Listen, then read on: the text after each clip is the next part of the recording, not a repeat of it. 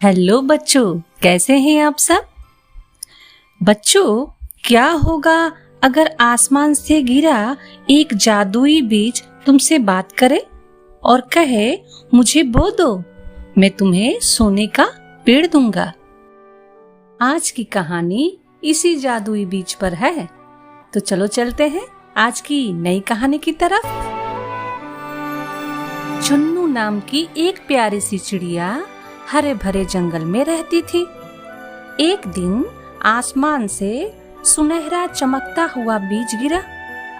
चुन्नू ने उसे उठाया और देखा, बीज हल्का चमक रहा था। सुनहरा बीज चिड़िया से बोला, नमस्ते नन्ही चिड़िया, अगर तुम मुझे जमीन में बो दोगी तो मैं तुम्हें सोने का पेड़ दूंगा। चिड़िया बोली, सोने का पेड़? वाह, लेकिन आज मैं थोड़ा आराम करना चाहती हूँ, आज मेरा मूड नहीं है। वो बीज वहीं जमीन पर पड़ा रहा, लेकिन आलसी चिड़िया नहीं उठी। पहले दिन बारिश हो गई और बीज गीला हो गया। चुन्नू ने सोचा, अभी तो ये गीला हो गया है, मैं इसको कैसे जमीन में बो सकती हूँ, थोड़ा सा सूख जाए। ऐसा कर कर आलसी चिड़िया अपनी डाली पर ही बैठी रह गई। दूसरा दिन आया। दूसरे दिन धूप हो गई। एक बार चिड़िया ने सोचा, चलो आज बीज को बो ही देते हैं।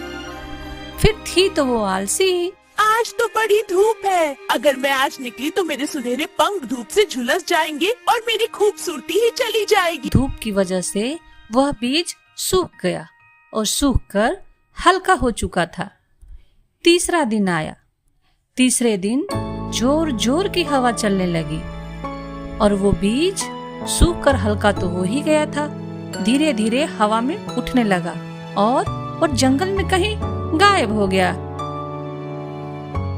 चुन्नू चिड़िया ने देखा, बीज तो कहीं जंगल में खो गया।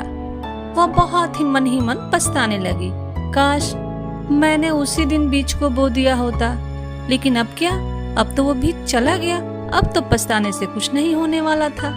तभी जंगल का एक बूढ़ा और समझदार तोता उसके पास आया और उसे समझाते हुए बोला,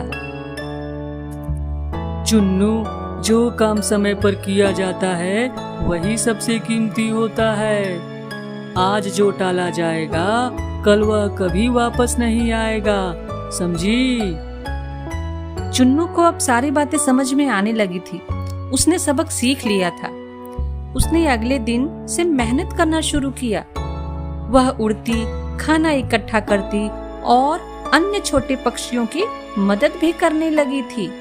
धीरे धीरे उसके घोंसले में खुशियां वापस लौट आईं। तो बच्चों, जो आज मेहनत करता है वही कल चमकता है, समझे?